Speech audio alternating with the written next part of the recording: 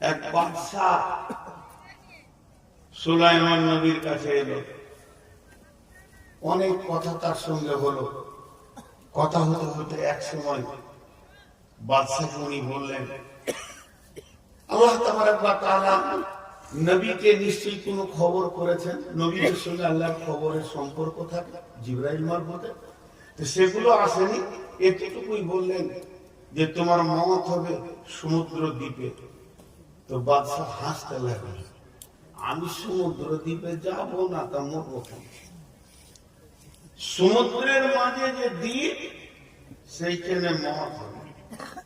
তো বাদশাহ বলছে আমি সেখানে যাব না, তো মরবো কি করে? এক বাদশাহ সুলাইমান নবীর কাছে এলো। অনেক কথা তার সঙ্গে হলো।